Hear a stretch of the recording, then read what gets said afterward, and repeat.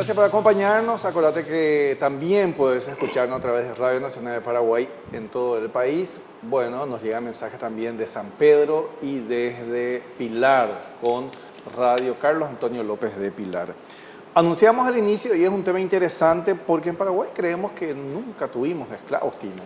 Así mismo es, César. Nos han enseñado que en el Paraguay no había esclavos y que alguna vez pasó porque de paso, así, pero nada.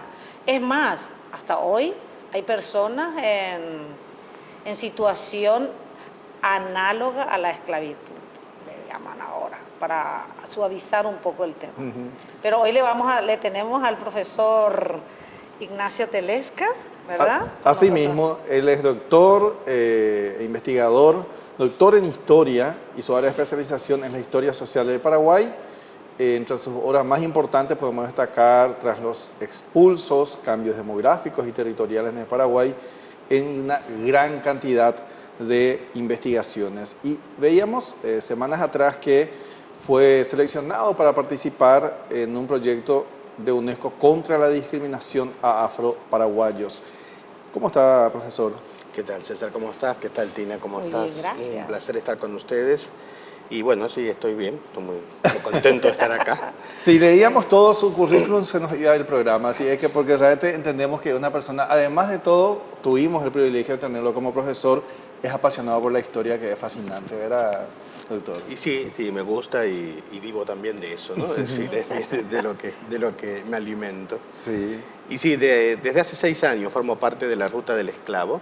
La Ruta del Esclavo es un proyecto de la UNESCO que surgió justamente hace 25 años y surge en el contexto del 5º centenario del encuentro, diálogo, explotación, imperio, de 1492 a 1992. Y siempre se hablaba, depende la palabra que se utilice, el encuentro de dos mundos, América y Europa, o de Europa contra América, etc. Pero había una pata que estaba silenciada e ignorada, que era África. Entonces, claro, desde las mismas poblaciones afrodescendientes en América, dijeron, bueno, ¿y nosotros? Los mismos países de África dijeron, ¿y nosotros? Entonces ahí hubo una sinergia entre Haití y Benín para promover que la UNESCO tenga un programa sobre la ruta del esclavo para llamarnos la atención sobre el rol de África y los afrodescendientes también en América. Y así surge este proyecto del cual participan en académicos de muchas partes que se van renovando constantemente. Y bueno, yo hace 6 años que estoy, es decir, nos reunimos cada 2 años, y quien me propuso a mí fue justamente la Cancillería, a partir de su embajada ante la UNESCO. Es decir, propuso mi nombre, puso todos los pergaminos, me aceptaron y dijeron, bueno, sí. Es decir, si bien es un nombramiento independiente, es decir, yo no dependo del Estado, no tengo que rendirle cuenta al Estado, pero es el Estado el que propone académicos que ellos consideran pertinentes, fundamentalmente para que también el tema, es decir, es como una apuesta política del Estado para que el tema afrodescendiente también sea tenido en cuenta en Paraguay, ¿no? ¿Y qué se sabe de esto acá en Paraguay? O sea, cuando justamente el nombre de la ruta del esclavo en Paraguay. Bueno, es decir, últimamente hay un darse cuenta de la existencia, es decir, darse cuenta a nivel de sociedad, ¿no? Es decir, las comunidades afrodescendientes son muy conscientes, por supuesto. Gente en Cambacuao, en Emboscada, en Laurel Tío, en Cambacocué, en Paraguarí o en Montabapú. Es decir, saben perfectamente cuáles son sus raíces. Pero a nivel de sociedad, menos. Pero las comunidades afrodescendientes, junto con la Secretaría Nacional de Cultura, hace unos cuantos años que propusieron la tarea de presentar ante el Parlamento una ley de reconocimiento de la población afrodescendiente, con una serie de derechos, por supuesto. Y el gran mérito es que después de muchos años, justamente este mes, en noviembre del 2019, pudieron presentar ante el Parlamento un proyecto de ley. Lo cual significa también el apoyo a nivel del Estado y de las comunidades afrodescendientes que se movilizaron. Y no es fácil. Yo creo que todos conocemos que en todos los colectivos siempre hay divisiones, ¿no? Es decir, no sé, cualquiera que sea, nos juntamos 3 y nos dividimos 2 y 1. Pero las comunidades lograron unirse ante el desafío de presentar una ley de reconocimiento del afro-paraguayo, lo cual, bueno, si todo sigue bien, el año que viene se promulgará, lo cual es muy importante, es muy importante. Es una forma también de ir visibilizando la existencia y el aporte que ha dado el colectivo afrodescendiente en Paraguay, ¿no? Tal cual, es decir, hay como dos líneas que son interesantes para no perder de vista. Uno es, por un lado, la presencia, la existencia, la permanencia de comunidades afrodescendientes en Paraguay, de estas comunidades que le acabo de mencionar, y al mismo tiempo la otra línea es reconocer que en nuestra identidad, es decir, en Paraguay, en toda América Latina o en toda América, la presencia afrodescendiente es fundamental. Cuando hablamos de mestizaje no podemos hablar solamente español-americano, sino también español, americano y africano. Es decir, por nuestras venas correrán en tanto porcentaje diferente, pero la sangre de estos tres continentes. Entonces reconocernos que ser argentino, ser paraguayo, ser boliviano, ser brasileño, uruguayo, chileno, peruano, etcétera, significa no solo ser americano, no solo ser europeo, sino también ser africano, nuestra identidad.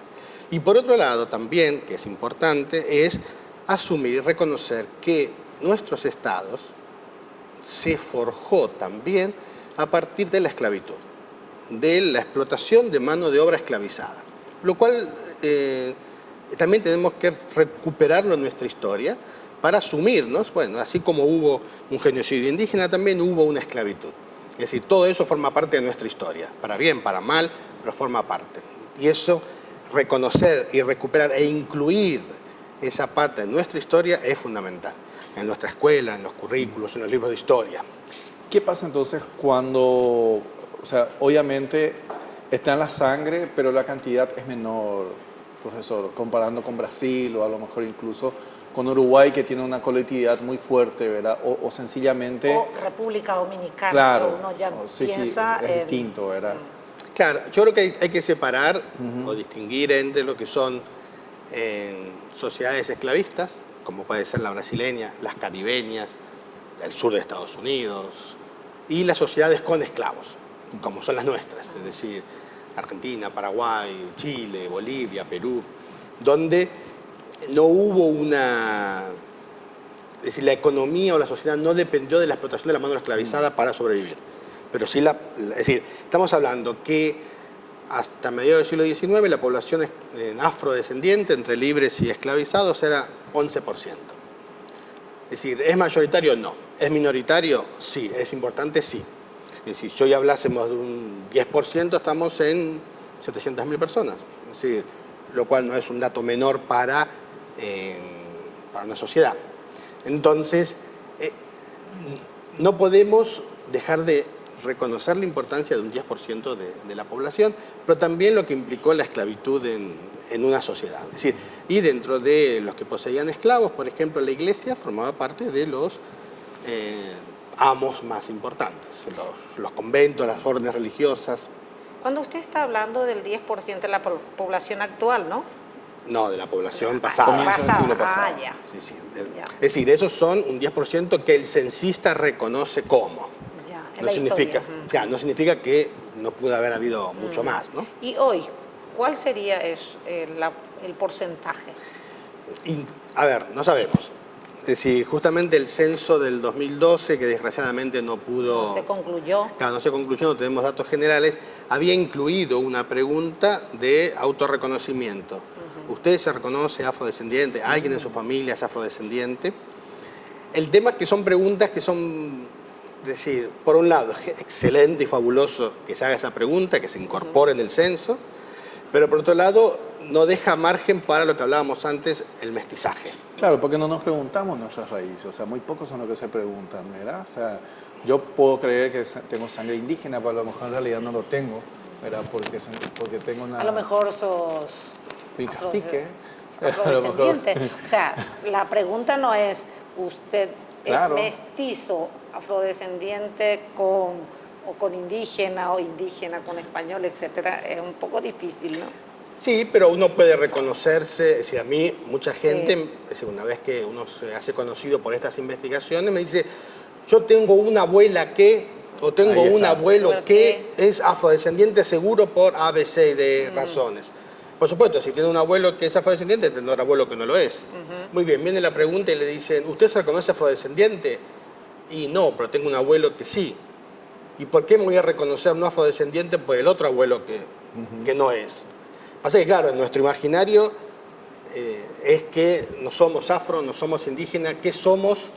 No sabemos, pero nos incluimos como blancos porque nos parece más cool o porque, bueno, es decir, ser afrodescendiente es totalmente tomado por de menos. Claro. Y ser indígena, Ni hablar. mucho menos. Ni hablar, ¿verdad? Justamente. ¿Por qué y esta investigación apunta, tiene algo que ver con evitar la discriminación, profesor? Claro, sí, por supuesto, se entiende en ese mismo contexto, ¿no? Evitar la discriminación que es presente, desde el vocabulario mismo, el che, negro, Claro. morocho, etcétera, etcétera. Cambá. Cambá, hasta sí, en salarios o en trabajo o en escuela. Es decir, es como que nadie se siente orgulloso de ser afro porque te discriminan por tal, ¿no? Como que no pudieras ser quien sos, que no pasa eso con alguien que sea alemán. Claro. ¿no? Es decir, puede tener raíces de otras partes, pero como tenés raíces alemanas, yo te respeto más que tenés raíces africanas. Es decir, ¿por qué? Y bueno, porque ser africano es menos que ser alemán en el imaginario, ¿no? Es decir, pasaba mucho también con ser coreano, ser chino, ser japonés. Claro. Es decir, hay en nuestro imaginario ser europeo y de ciertos países de Europa da mucho más prestigio o es mucho mejor considerado que ser de otro lado. Es decir, y no solo africano, también boliviano, o si fuese alguien mapuche, etcétera, ¿no? Es decir, uno lo mira medio con desprecio. ¿De qué países fueron originarios entonces los que estuvieron por acá? ¿Eso se puede saber? Desgraciadamente en Paraguay, es decir, es raro porque no hay tantas descripciones étnicas de los que vienen. En otros países hay un detalle mucho más preciso. Sí, uno puede hacer un mapa de lo que siempre se suele hablar, son como ponen negro Angola o negro Congo, pero que no son tanto que vienen de Angola o que vienen de Congo, sino que del puerto que zarparon, es de Congo o Angola, ¿no? Entonces, y justamente lo que hacían, por ejemplo, los jesuitas y las órdenes religiosas en general, es cómo dispersar, es decir, no tener comunidades juntas, es decir, que separar las familias, separar las comunidades, como para evitar cualquier tipo de rebelión o revuelta, ¿no? Pero hasta ahora realmente existe como esa invisibilidad de los países que conforman el continente africano. Cuando hablamos en general, vemos un negro así, raza negra así, decimos africano automáticamente, no pensamos en el país. Claro. Sin embargo, en América sabemos, o sea, de repente por las facciones decimos, bueno, ese puede ser boliviano, peruano, paraguayo, argentino, uruguayo.